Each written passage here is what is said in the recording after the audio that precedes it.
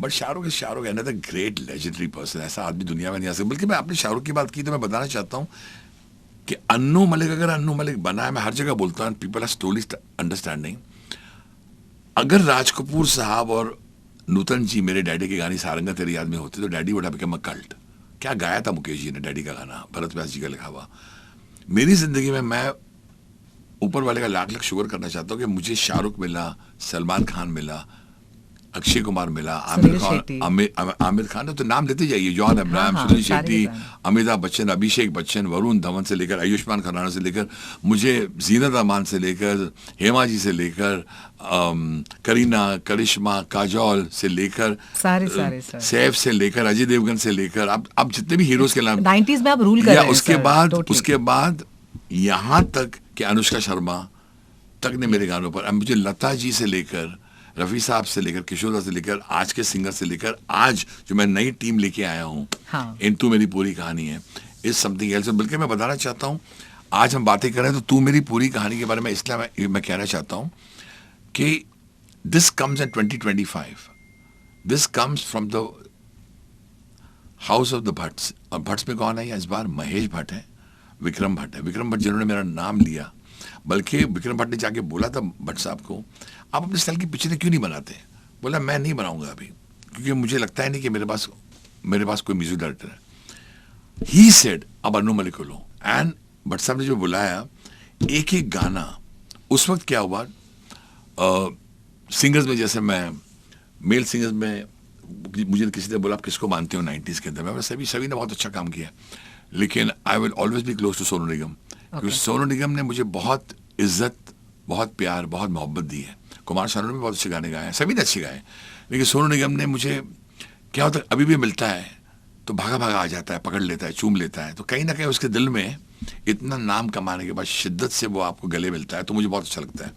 लेकिन जब यहाँ मैं ये पिक्चर कर रहा था तो मुझे बोला गया कि भाई, सुनीता दास ने मुझे बोला कि very talented girl, is the Bengali girl, very talented director, इतनी बजट है और इस बजट में हम लोग कैसे काम करेंगे?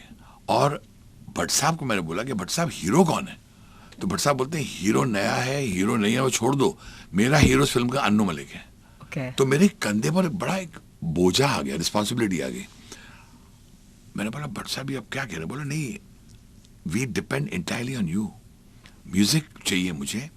और आजकल के जो बड़े नेम है ना सिंगर्स के, अभी के जो आप जानती हो कौन कौन है, सबका नाम लिखे हमें, मेल सिंगर भी आप जानती हो कौन है, फीमेल सिंगर भी आप जानती हो कौन है, आपको तो सब पता है, आपके यहाँ आते भी होंगे। अब मैंने कहा भट्ट साहब मुझे ये सब सिंगर्स चाहिए, क्योंकि अगर आपने मेरे पर ये डाल दिया कि Anu Malik is going to be the hero, so मुझे हथियार तो चाहिए ना, ये सिंगर्स तो चाहिए। तो भट्ट साहब ने बोला ओके ठीक है, प्रोडक्शन कंट्रोल को बोला जरा बात करो, और मुस्कुरा रहे थे भट्ट साहब। तो मैंने प्रोडक्शन कंट्रोल बोला कि भाई ज़रा फ़ोन करो इस फीमेल सिंगर को। बोला मैं 3-4 बार फ़ोन कर चुका, उठा रही नहीं फ़ोन। तो हमने मैसेज दे दिया भट्ट साहब की वहाँ से है, तब भी नहीं आया मैसेज, कॉल बैक नहीं आया। ऐसे महेश भट्ट का नाम लिया आपने? बोला हाँ भट्ट साहब का नाम लिया, वो तो मतलब भट्ट साहब ने तो बहुत कुछ किया। बोला नहीं फ़ोन वोन नहीं आया उनका। बोला विक्रम भट्ट का नाम लो, वापस कॉल बैक नहीं है। अब मैं टेंशन में आ गया, मैं बोला मैं गाना बना रहा हूँ, आप समझिए, मतलब कि आप जैसे कि आपको शो करना है, माइक से नहीं है, तो आप बोले मैं कि हवा में बात करूंगी, राइट? तो मैं बोले अरे बाप रे, मैं बोला अच्छा मेल सिंगर को बात करो, उसने तो बहुत कुछ किया है, फोन ही ऑफ है उनका, 15 दिन फोन करते हैं तो फोन ही ऑफ है, मैसेज दे रहे हैं कोई रिप्लाई नहीं है। अब बरसा मुझे दिखते रहा, मुस्कुराते जा रहा है। बोले तूने बोला ना मैं हेल्प करूँ, मैंने किया ना, कोई नहीं आएगा। ऐसे क्या कह रहे हैं, नई टीम बना, अपनी जंग लड़। ये भट्ट साहब अपनी ज़मीन को याद रखे, ये भट्ट साहब का अपनी ज़मीन क्या है? मेलेडी, तू मेलोडिक कंपोजर है, तेरे पास कोई नहीं है, तेरे पास सुनीता दास है, ये लड़की है श्वेता बोत्रा जो गाने लिखेगी, नई लड़की है, और तेरे पास कोई हथियार नहीं है, मगर एक हथियार है तेरी कला। हाँ, अब तू सोच तू क्या करेगा, and you will fight your best with your back against the wall. अब आप सोचो कि बजट कम है, सिंगर्स नहीं है, तो ये वही कहानी है। फिर तेरी कहानी याद है जो हुआ था, हाँ। जब मैं उनको मिलने गया था, जब मेरे पास काम नहीं था और उन्होंने मुझे काम दिया था, बोले वापस क्लॉक की घड़ी वापस वही दिन आया है जब तेरे पास कोई नहीं है तेरे साथ. क्यों नहीं है मुझे पूछना नहीं है, मुझे खाली देखना है तू क्या करता है. तब मैंने अपने सोल ब्रदर को फोन किया. मैं बोला पापुन, मैं एक गाना बना रहा हूँ, बहुत सुंदर गाना. तू जरा आ. पापुन भागा भागा आया, क्योंकि मैंने बोला मैं तुझे सुनता हूँ ना, मुझे दादा की याद आती है, हेमंत कुमार साहब की. ओके.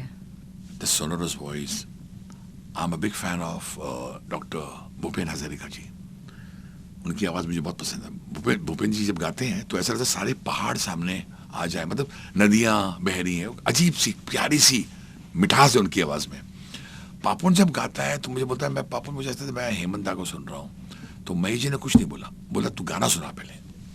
तो मैंने गाना बनाया, लड़की खड़ी है बोलों के साथ, सामने ही गाना बना. एंड महेश जी बोलते सुना, तू है वो जो रात जगाए, तुझ पर सारे ख्वाब लुटाए, तू जैसे माटी की खुशबू धीमे धीमे बढ़ती ही जाए, जो तुझसे भी कहीं ना तुझे वो बात बतानी है, कोई आता जाता किस्सा नहीं, तू मेरी पूरी कहानी है. जिस दिन ये गाना रिकॉर्ड हो रहा था, मैं 5:30 बजे सुबह उठ गया. 5:30 नहीं, 5:15 बजे एक्चुअली. अंधेरा था बाहर. सडनली मेरी वाइफ को she felt I have got up. मुझे कहती है, my wife Anju says, I think ये तू इस फिल्म को अपनी पहली फिल्म समझ रहे क्या? तो 5 बजे उठ गया. You are excited about this? Yes Anshu, जब दरवाजे बंद हो जाते हैं, महेश भट्ट ने मौका दिया है और दुनिया में इतना अच्छा काम चल रहा है, इनके बीच में इस उम्र में हमें काम मिला है और कोई आपको बैक नहीं कर रहा है, कोई आपको चाह रहा नहीं है, कोई आपको पूछ रहा नहीं है. इस वक्त तो सिर्फ भगवान बोलेंगे और अपना काम बोलेगा. तो नहाया धोआ और सीधा हनुमान जी के चरणों में गिर गया. बोला आज मैं रिकॉर्डिंग करने जा रहा हूँ, भट्ट साहब आने वाले हैं, सुनेंगे गाना. पापुन आया, गाना शुरू हुआ, गाना रिकॉर्ड हुआ स्टूडियो में. फिर भट्ट साहब आए शुरिता दास के साथ और श्वेता बोत्रा के साथ और वो बैठ गए. वो उसे कहते हैं इम्तिहान की घड़ी. इम्तिहान क्या होता है कि जिसके लिए आपने काम किया वो सुनने वाला है. वो बैठे और भट्ट साहब पूरा गाना सुनते रहे आंखें बंद करके.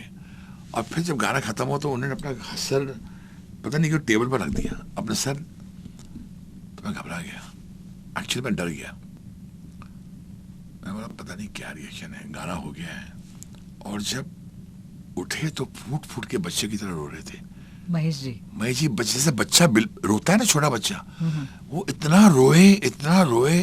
रोते रोते मुझे देखते हैं टर्न करके, एंड दोनों हाथ मुझे ना ऐसे ऐसे ना हाथ उठा लिए, जैसे माँ अपने बेटी को बुलाती ना पसार के. मैं गया और गले मिलकर जो रोए हैं, बोले यही अन्नो मलिक की मुझे तलाश थी. बाहर जो शोर चल रहा है ईडीएम का, बाहर जो शोर चल रहा है नाच गाने का, बाहर जो शोर, वो लोग नाच रहे हैं, गाना सुन रहे नहीं है. अब गाना सुनेंगे. तो ये जब बोला, जो कॉन्फिडेंस बढ़ाई. एंड सीधा मुझे, मैं घर जा रहा था गाड़ी में, तो उन्होंने मुझे एक मैसेज भेजा, जो मैं रोया हूँ. मैसेज पढ़ के क्या लिखा मालूम है उन्होंने? एक ही line, you are just not Anu Malik. ये भट्ट साहब ने लिखा, I have it on my inbox. You are just not Anu Malik, you are the national treasure of India. Definitely, I was so overwhelmed. रात को थका मंद घर पहुंचा, मैंने मैसेज मेरी वाइफ को दिखाया. कुछ दिन पहले, just before the release, I played all the songs to my wife and my 2 daughters.